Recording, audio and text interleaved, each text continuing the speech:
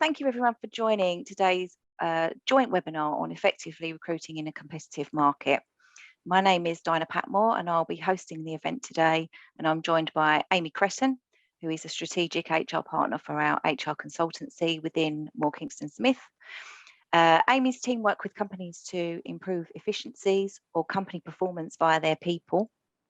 That could be day-to-day issues such as performance management for an individual, or absence concerns, to more transformational matters such as working with clients to become an attractive employer to the right candidates, building capabilities of management team, or future-proofing the business and building succession. I'm also joined by Georgia Leatherland from Victoria Recruitment. Victoria Recruitment are a specialist recruitment agency partnering both startups and scale-ups through to well-established and highly prestigious businesses within Europe. Their disciplines have been created to mirror the businesses that they partner, covering human resources, accountancy and finance, compliance, risk and legal, senior office support and marketing, through to more niche specialisms such as investment and private equity and technology and IT. So we currently know that there are over 1 million live vacancies, and we know that companies are finding it very difficult to recruit right now. So Amy and Georgia will be sharing their knowledge and expertise in this area, providing tips on how to recruit most effectively from the day-to-day job advert, from the moment the day-to-day job advert is posted to beyond the offer. Please do feel free to ask questions throughout the webinar. If you can use the Q&A function rather than the chat function, that will help me to keep track of it. Thank you very much. And we expect the webinar to last 45 minutes and we will aim to end by 10:45. So should we get going on the questions? I was going to start with you, Georgia, actually first, if that's okay. So what's recently changed and why is it so difficult to recruit at the moment? We would say that the market has been extremely buoyant the past year. So I guess at the start of the year, for example, I had a HR manager role on. We put a job advertising out and we would have 300 applicants, all, very good applicants. But now we found over the past kind of 6 to 9 months that the market has become a lot more candidate-led. And it's a lot more than just the job that's on offer and the salary that's on offer now that candidates are looking for. It's culture, it's progression, benefits. So we would say that, I guess, almost the key things that candidates are looking for now are not just the simple salary job that's on offer and how they can add to the company. It's a lot more complex, and this is probably where companies are finding the difficulties in finding that right candidate, in terms of finding someone that fits every kind of corner of that, if that makes sense. It does, yeah. So how do you think a business can best attract talent? So we were thinking about this yesterday, and we think that kind of in terms of best attracting the talent, it needs to be, I guess, almost the perfect balance between a great opportunity for a candidate as well as challenge.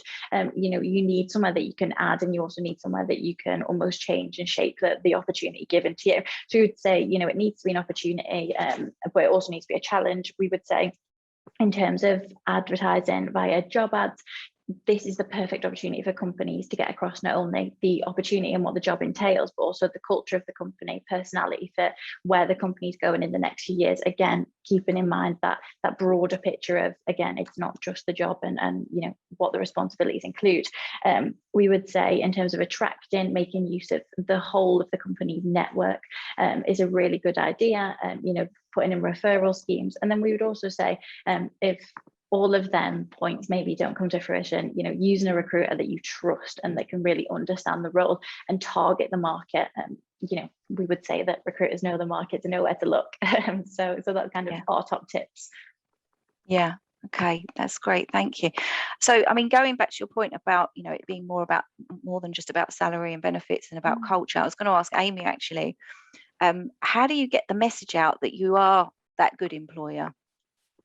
I think it's really interesting, actually, because when companies are marketing themselves, they would never put anything out there that hasn't been looked at by their marketing team or their PR team. But when it comes to recruiting, they'll quite often put a job advert out that's a job description. It doesn't really tell you much about the company. And I think it's really great when whoever it is looking after the recruitment or the resourcing, that they link in with the marketing team, and it becomes a bit of a joint effort, because then the job ad will reflect the company, reflect the brand. And I think that's really important.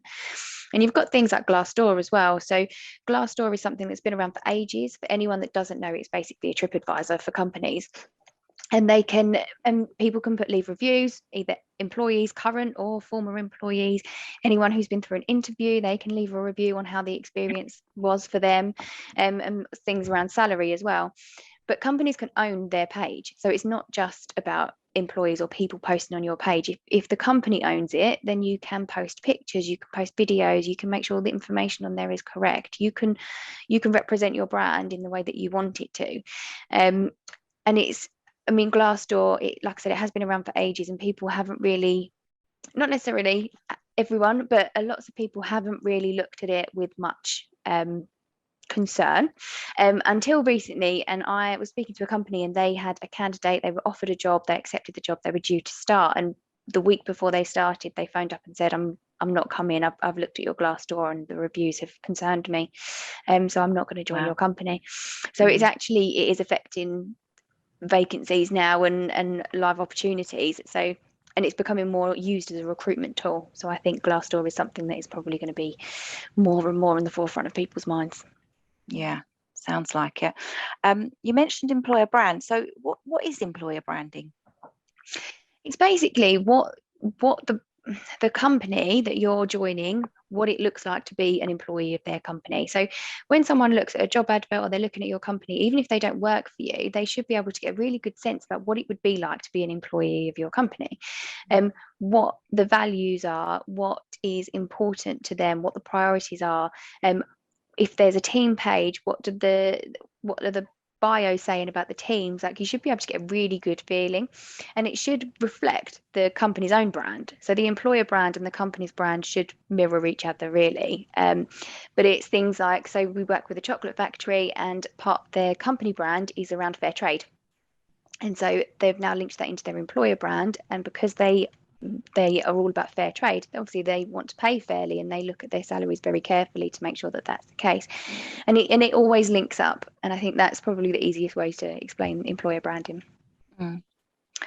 Georgia, I've got another question for you. So what are the typical barriers to people accepting offers?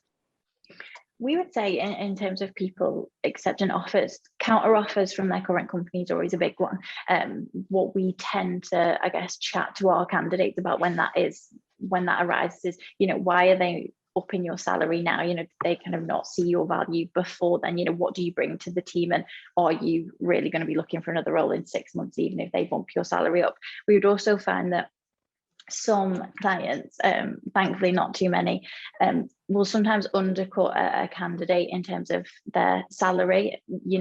They may be going for a job at 45k, we've put them in at 45k, and then they're offered 40, things like that. It leaves the opportunity to put a sour taste in candidates' mouths, that even if then the client does come back and say, okay, we'll push up to 45, they've always got that kind of thought in the back of their head that they've tried that. So we would say we would kind of move them away from that.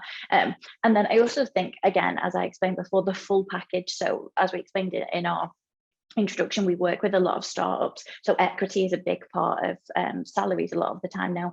Getting across the full package and the full offer to a candidate is where we would advise on, just because if you go in and say, we want to offer you this salary, most of the time benefits, holidays, equity, bonus, that actually really gives a better picture. So we would always advise clients to give the full picture of what that offer is, just to, I guess, not leave any room for cracks or uncertainties in what that looks like. Yeah, okay. And I've got a question coming about mission statements and values. And Amy, I was going to ask you, are mission statements or values used when recruiting? I haven't seen a mission statement in a while. They tend to be, I think, they were big in the 90s. About 10 years ago, they started to lose their value a little bit. But I do see values a lot. And I think values are really great for when you're recruiting, because if you can, on your job ad, if you can make sure that your values are on there, when people are looking at that job ad, they will qualify themselves out if they don't feel like they would be a fit for the company. So if your values should reflect, they should be meaningful and they should reflect you. So for example, one of our values is break away from the obvious. It's all about being creative. If someone looks at a job advert for us and they think, oh, actually, I'm not very creative, I'm very process driven, I like to work in a very methodical way, they might think, it's not right for me. And then you don't waste their time and they don't waste your time. So values are great for when you're recruiting. Right, Georgia, in what situation is it best to use a recruitment agency? So we would say when using a recruitment agency, there's kind of a few things that come into play. So if it's a senior assignment, we would say to use a recruitment agency. Again, as I say, we've got a good understanding of the market. We know where to look. A lot of it is headhunting, as you would call it, on senior assignments. Another time that it would be effective to use a recruitment agency is when times and resources are strapped. Again, as I said about the HR manager before, 300 CVs to trawl through them, it's a little bit, it's a lot of effort really. So to use a recruitment agency that knows key things to look out for, that's another good, I guess, use of an agency. In terms of a confident or sensitive role, so if you're planning to potentially get rid of someone and replace them, you're not going to want to advertise their job on your careers page. So again, a recruitment agency is good in that perspective. And then if your efforts haven't produced, so as we say, if you've gone through all of the rigmarole of putting it all out there yourself and it's not produced the candidates, we do get a lot of clients come to us saying, where are we going wrong? How can you support us? And again, it's just sometimes knowing where to look and different ways around the recruitment process. And when you're choosing a recruitment partner, what should people be looking out for? So we would say in terms of when to look for a recruitment partner, that the key things to look out for is definitely specialisms or industries that they're specific in. So, I look after a lot of back office recruitment to HR, finance. By no means would I say I know everything about them roles, otherwise I'd be doing it myself, but we know how to find the right people for them roles and what attributes they need to bring to that. We would say in terms of another little trick is potentially ring up the office. If you kind of like look at an agency and get an email from them, if you ring them up and just have a little chat, usually you'll get a good feel for the people within you. Do you trust them? Do they sound like they're mega sales, or are they quite transparent in their approach? We would say that's a good kind of tip as well. What are their previous examples? Again, a good recruitment agency would be able to give you a few examples of the companies that they worked with, the roles, potentially some testimonials as well, just to kind of back up where they're coming from. What is their process? And also how transparent we are. I think we were speaking about this a few days ago in the sense of, if you want a chief people officer at 50k, if a recruitment agency is saying, yep, we'll find you 10 of them, you almost have to consider with the current market, how transparent is that recruitment agency? How much do they know the market? And when they give you that information, they should be able to back it up with salary guides and things like that. So we would just say, having a good conversation with potentially a few agencies, think about how you feel about them, and then, move on from there. So yeah, they would be our tips. Good advice. And when is the best time in your experience to talk about salary? So my opinion would be straight away. As a recruiter, I think if the role is up to 50,000 and, the candidate wants 100,000, we're never going to meet that. It's never going to kind of come together. So we think being completely transparent with the salary. And again, as I mentioned before, in terms of the package, transparency from the start is the best. So when we get over candidates to clients, we always include current salary, what salary they're looking for, and we will include that in every stage really. It may be a little bit overbearing at times, but again, that transparency for us is essential. From a client to a direct candidate side, we would also say clients should probably be transparent from the start in terms of what their budget is, where can they flex on that budget if they can or if they can't, just because in our opinion, it's almost a waste of time to go through that whole process to then not meet on salary, and then you kind of back to square one. So we would say from the start. I just had to mute myself there. So what are the options if you can't afford the candidate that you really want? So we would say, and this is kind of where the consultancy within our service comes into play, is that we will always ask clients, is there flex on salary for the ideal candidate? So if they tick every box, can we go up a little bit? And if the answer is yes, then perfect. If the answer is no, then we need to find out where the other negotiables are with that candidate. So, whether that's years experience or industry experience, we need to know what's the most important part of that profile, if that makes sense.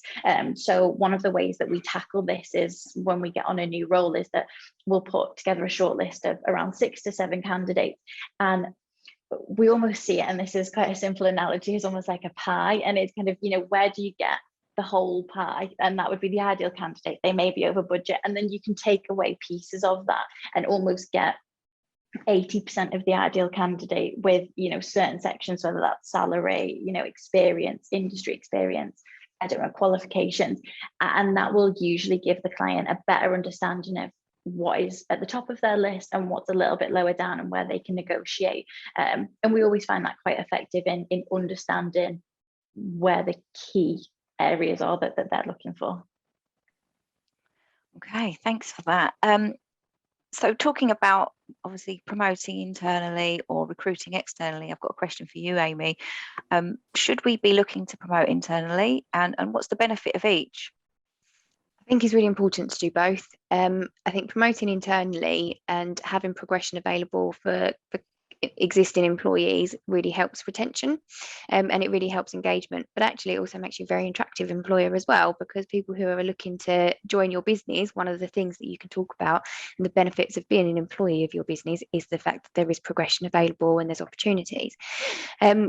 Obviously with people that you've already got in your workforce, if you're looking to promote them, you already know what their strengths are, you know what their weaknesses are, you know where there's development issues, you know how much of a team fit they are, they know about the business, they know the history, they know how you work. So really you would think that means when they get promoted it should work out quite well. There are some risks with internal promotions. So I'm sure everyone can think of one person who has been over promoted beyond their capabilities at some point in their career, and that can be really frustrating for the company, but it can also be really frustrating for the individual, because if they're not given the support and the development that they need to be able to be successful in the new role, they've gone from being a real key performer in their current role to then almost scraping and worrying about whether or not they're performing in their new role. And it can be quite demotivating to them and to other people around them as well. When to recruit externally, I think is also important to know when you need fresh ideas. So if you're constantly promoting people internally, you're not going to get any outside experience and you're not going to get any outside knowledge. And that's fine for some of it, but you do need to have that kind of outside expertise coming in every now and then. It also brings something new to the team, perhaps personalities that hadn't been brought in before. And it can just really benefit the company as a whole to have a good mix of both internal promotions as well as external hires. Yeah. And how do we know when someone's ready to be promoted? We always talk about competencies. So if someone is doing really well in their current role and they've made noises that they would like to be promoted, or they're wondering what their next step is, we always talk about competencies of the next role. So if you can let them know what they need to be doing to be able to be successful in the next role, if they're all doing it already, fantastic. If they're not, giving them a development plan as to how to get there, so that they've got all the tools provided to them, so that when they are promoted, then they know, and you know, that they'll be successful and that it's going to be a good fit for them. But it's all about competencies. So making sure that they've got the skill set for the next role or for the next opportunity that they're looking for. Yeah. And what about if we do end up over promoting somebody? What can we do? It's a difficult one, yeah. So that is one of the benefits of hiring externally, because obviously there's a lot more flexibility if it doesn't work. If someone comes in externally, someone's been with you 5 years, it's a lot more difficult to manage that process, but it is about performance management. So you might have an option as part of your policies to do demotions, and that could be an option. It might be that you have a conversation with the employee and actually they're not enjoying it either, and they'd be quite happy to go back to their old role because it's not what they was expecting, and they're not where they want to be right now, even though they thought they were. Or it is performance management. And ultimately, if that doesn't work, then you would be looking at exiting someone from the business, which is a shame when they were such a key performer beforehand. But there are options. It's just a bit more tough. Definitely. Back to you, Georgia. What would you say is the right sort of timings for interviewing? So say between stages, first and second stage, for example. Yeah, so I think it depends. Oddly, I think it depends on the time of the week that you have the first stage interviews or the second stage. So, if one of the interviews is on a Monday, we would usually suggest that be a week later, so no more than a week between stages. Or I guess the other option is absolutely to have one at the beginning of the week and one at the end. I guess you almost running that fine balance between the quality of the interviews, but also kind of keeping within time frames. So yeah, we would suggest, I guess, 4 to kind of 4 days to a week would be what we would recommend. Okay. And I've had a question come in from one of our attendees. Hiring in October can be different to hiring in May. What advice do you have to attract talent in a candidate short market, such as graduate recruitment, which fluctuates regularly and depends heavily on the time of year? Have you got anything for that, Georgia? Yeah, so we don't actually do graduate recruitment ourselves. Right. So it's a little bit of not kind of our specialism, but what we would say is, as we say, kind of employee brand is a big one. I actually recently worked a job which was a grad role, and it's really about proposing that great opportunity to the candidates, or at least, and I guess another point that maybe is having that preemptive nature, you know, understanding when you need to recruit in that year and kind of preparing for that going forward. But yeah, as I say, graduate recruitment isn't something that I would have a vast array of knowledge of. Okay, no, that's fine. I mean, keeping on the subject of interviews, I've got a question for both of you, really, in terms of how do you create an interview structure that's going to keep pace with the current market? Who wants to go first? Georgia, do you want to go first? Yeah. So as I say, I guess that kind of preemptive nature, them timeframes are essential. Something that we're finding that's getting a very good response from candidates at the minute is when you set the time frame. So, you know, it's going to be 3 stages. You're going to meet with these individuals, and it will take this amount of time. We're looking to end the process on this date, and it just really, we find that really cements candidates into the process. They're aware of what's happening and they're aware of who they're meeting. You know, they can prepare and they can almost align that to their other interviews as well. And we would also just say kind of the engagement and the quality of the interviews is something that needs to be taken into consideration as well. You know, you need to build up these candidates' knowledge. You know, they need to have a good sense of rapport with the individuals that they're meeting with, because they need to know if the job's right for them or not at the end of the day. So yeah, we would say they're kind of the key things that we would advise to clients when they're looking at the interview process. Okay, and Amy, any interview structure tips? Yeah, I think there's so many different ways you can do an interview, isn't there? And so one of the things might be competency-based questions. Something else might be more of an informal structure. Then you might want them to do a presentation. And I think it's really important that actually it's not one size fits all. And so you don't necessarily have a set process for every single interview that you do, and it will depend largely on the role. Excuse me. And so, but what is, for me, the key thing is find out what you need to find out. So ask as many questions as you need to be able to come away from that completely confident in whether or not you think that this person will be a right fit or not.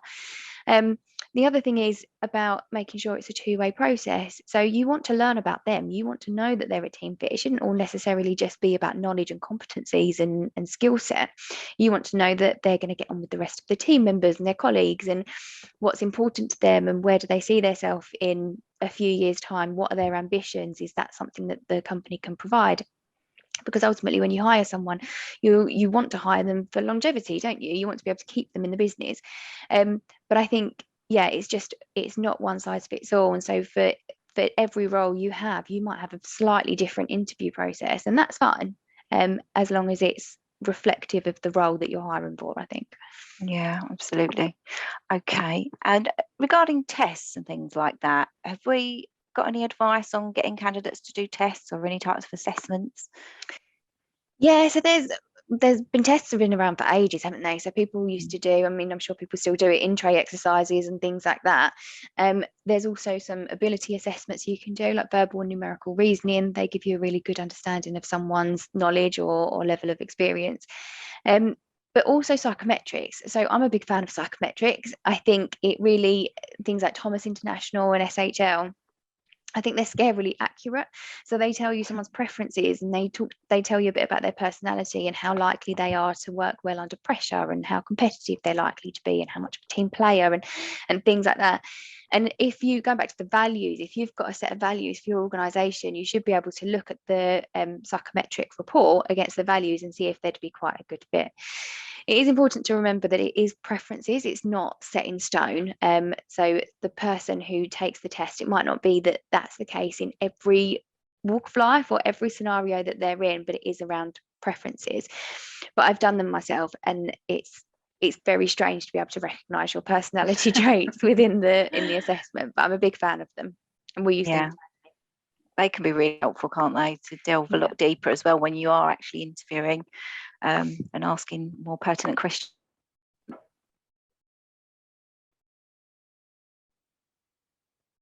Dinah seems to have frozen.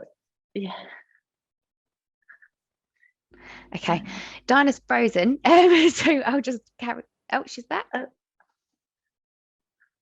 Dinah, can you hear me? Oh, okay. Had I gone? You'd frozen for a minute. Sorry. Oh, I'm very sorry about that. I just asked my question thinking you could hear me.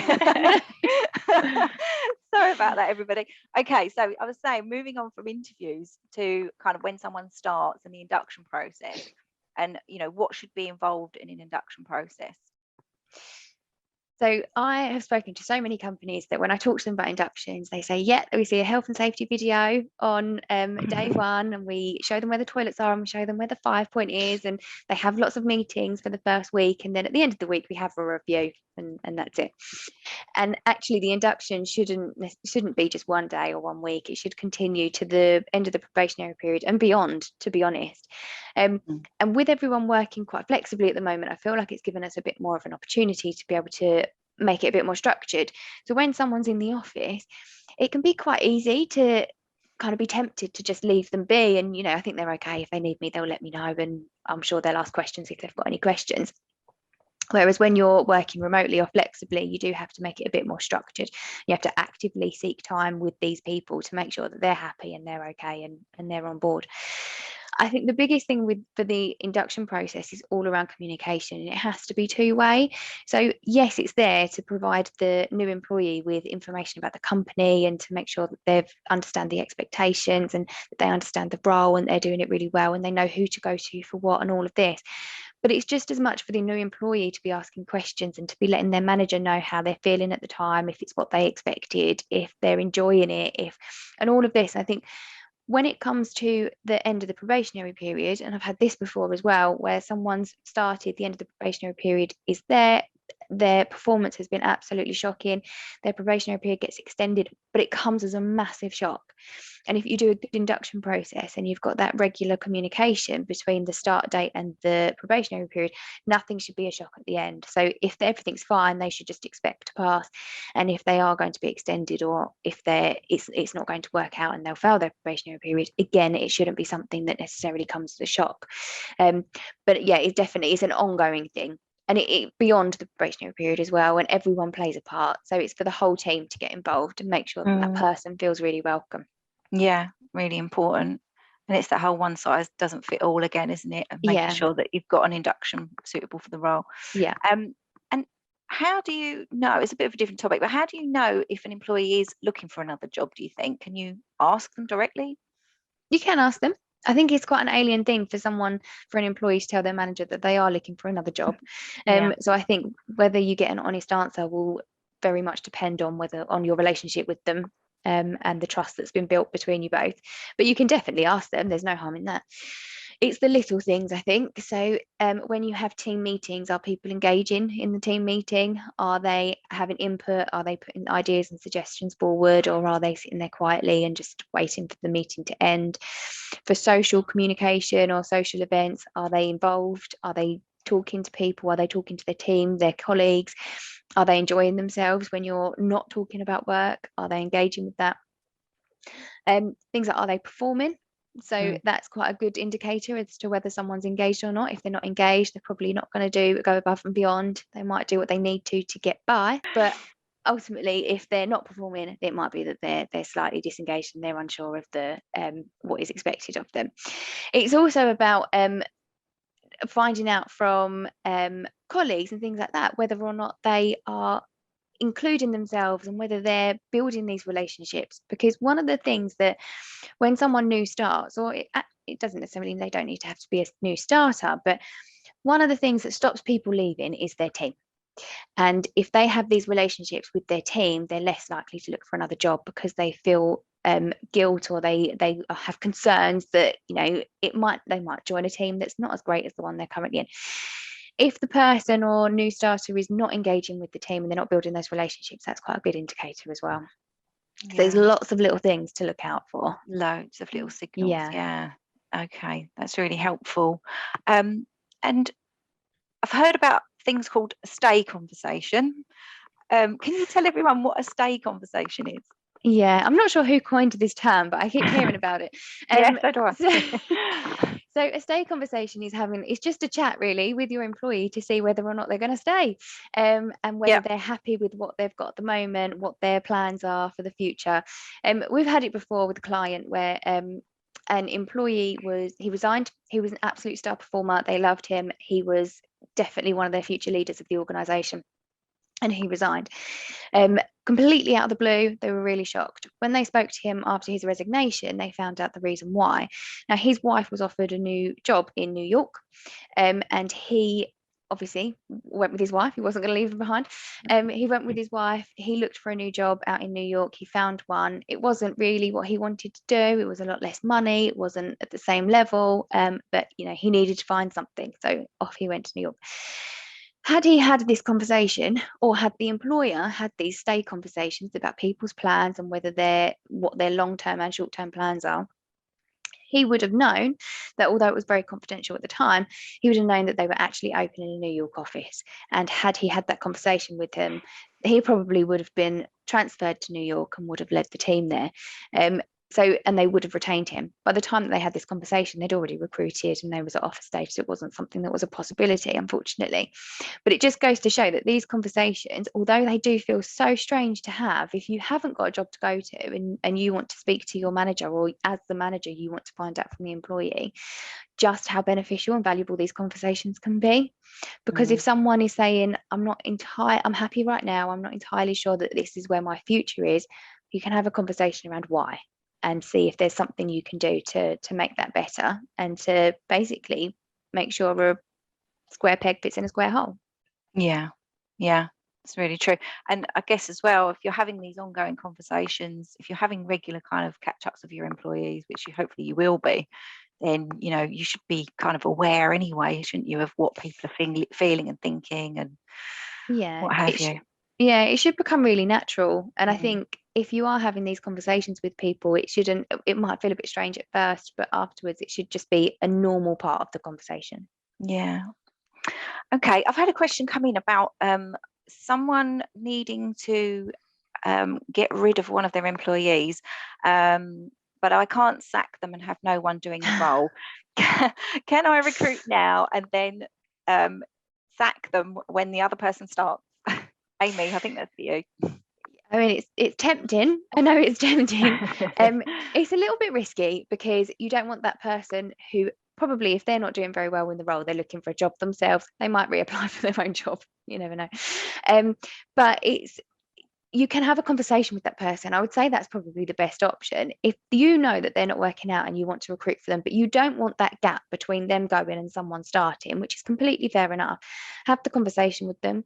Because I've had it before with companies that we work with, and actually they've said they've been on a 1 week or 4 week notice period, and they've given them a 3-month notice period, and they've said, we're going to be recruiting for your role. It's not working out. We don't think you're a right fit for the business, but we'd like to come to some mutual understanding that at the end of the 3 months you go and someone else will join. We don't want to leave you in the lurch. And actually it works out really well. And so I think that's an option. Ultimately, if you absolutely want to put a job ad out for a role that someone is already in, that's fine. There's not really a risk there. It's just, it might lead to some bad feeling within the team, and you might end up having to do a grievance or something like that. The other option is just completely change the role, so repurpose it and see whether or not that's an option. So the role isn't working out as it is currently. Is that the person or is that the role? And changing the role slightly, and then it's a little bit more distanced from that person. Okay, great advice. And another question for you, Amy, is it worth doing a survey to see if people are happy? You can do. Surveys are great. I'm not sure if over the last 18 months surveys have been done to death a little bit. Everyone I speak to seems to have done multiple surveys, and the more you do, the less people engage with them. So if you're a company that has done lots over the pandemic, it might be worth looking at other options. But surveys are great. They're a great tool and they give you lots of information. Employees feel that they feel comfortable doing it because they're often anonymous and confidential, so that makes people be more honest. The one thing with surveys I always find is there's not really a right of response, so you can't ask people to elaborate because it's all anonymous, and you can't, if there's something on there that you're not quite sure of, it's very difficult to then get further information on it or to understand exactly why someone's feedback is that. And it's about the analysis as well, so making sure that if you're going to do a survey, are you asking the right questions? Are you going to find out what you want to know from these questions and from this survey? There are other options such as focus groups. So focus groups, which often actually work quite well as part of a survey or after a survey, and they can be anonymous again, but how I run a focus group is I will facilitate it. I'll set exercises with smaller teams, and I'll ask them to work together. When I give them the exercise that I want them to do, which will ultimately give me the feedback I want from them, I leave the room. So they will work together on that, and then they nominate someone to then provide that feedback when I come back into the room.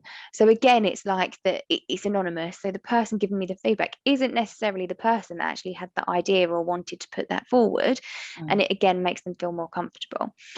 When they're working as part of a team, you sometimes get not necessarily better feedback, but more feedback, because they'll spur each other on, and one person will remind someone of something else, and they'll think, oh, I didn't think of that, actually that reminds me of this, we should add this in here. And I feel with the focus group you get a really good understanding of engagement levels and things like that from staff, more so than you do with the survey, but it can work really, really well together. Yeah, sounds really good. I've had another question just on the surveys come in, and whether there are any other tools to use for feedback other than surveys. Obviously, you've just mentioned focus groups and combining that with surveys or using them. But is there anything else to get feedback? Yeah, you can do one-to-ones. So one-to-ones is it's something that should be happening. It's not anonymous, so it might be a bit more difficult to do, or to get that feedback from a one-to-one, but it's about building the trust and the relationship. You can do pulse surveys. They're quite big at the moment, where it's 1 to 3 questions maximum every now and then, and it's just a snapshot. So how are you feeling today? If you were asked today, would you recommend us as an employer? Something like that. But it gives a really good snapshot of how the general workforce is feeling on that one particular day. Probably best not to do it on a Monday morning. The other things you can always do on a Friday. Friday at 4 o'clock. The other thing you can possibly do is, and it's not necessarily, it's a bit more around specific feedback, but things like 360-degree feedback. So if as part of your survey or as part of your one-to-ones or whatever tool you're using, you notice that there's a particular department or a particular team that it seems to be a bit less engaged than anyone else, you can do 360-degree feedback, and it's a bit more targeted. So you can ask very specific questions around management style and whether or not they feel that they are given the opportunities that they deserve, and whether they feel that the management is being done fairly, and things like that. So I think survey is probably the most used one, but there are other options as well. That's all really good. So I think we've got about 5 minutes left till the end. So I just want to, if anyone's got any burning questions out there, please do feel free to send them in within the next couple of minutes and we'll try and answer them. But just to wrap up then, otherwise, Georgia, any kind of final thoughts or tips for everyone to take away at the end in terms of recruiting at the moment? I would just say, in terms of the current recruitment situation, again, as we've discussed, it's culture. I think a big topic at the minute is finding someone that adds to the culture rather than someone that just fits the culture. You want to constantly progress and grow as a company, whether that's physically in terms of size or just in terms of your workforce and how you think. So you'd say find people that add that addition to the team that maybe will challenge things, that they'll maybe shake things up. If that doesn't work for you, again, that's completely fine. But we would say at the minute, finding someone that is the benefit to the culture and adds to that, someone that, can really help progress the company is what we would say. And in terms of, for the client's perspective, look at the big picture, you know, rather than just the job and the salary. Look at progression opportunities, challenges, you know, benefits packages, things like that when kind of going to sell the opportunity, would probably be some of our tips. Okay, thanks for that, Georgia. Amy, any final thoughts? It's a bit like Jerry Springer, I know, but if anyone remembers that. Yeah, I think it's mentioned a lot at the moment about speed of recruitment and having to move quickly because you don't want to lose good candidates. But the one thing I would say is don't necessarily recruit someone because you're worried that you're not going to find someone, or because you're struggling to get the right candidate. I've seen it happen so many times when people have a gap and they really need to fill it, and so they fill it with someone who isn't really their perfect candidate, and they're not entirely sure whether or not they're going to work out, and they've got doubts there. All that happens then is that they don't work out. You was probably right, and then you're in the same position 6 months later. You haven't had someone doing the role very well, so it's even more urgent, and it's a bit of a catch-22 then. So I think it's really important. Yes, speed is there, and that is something that is key at the moment to be able to attracting people. But I think if it's not the right person, don't be tempted to just hire because you need someone. You need a body. Yeah. Good advice. Okay, well, I can't see any further questions coming in from anybody. So I guess we could wrap it up there. We're nearly on time there. So thanks, Amy, and thanks, Georgia, for your valuable insights today. It's been really good. And thanks to everybody for attending. There will be a recording of this webinar sent around to all the attendees, so you can look out for that. And good luck to everyone who's currently recruiting. I hope it goes to plan. Thanks, Thank everybody. you very much. Perfect. Thanks. Thank you. Bye. Bye.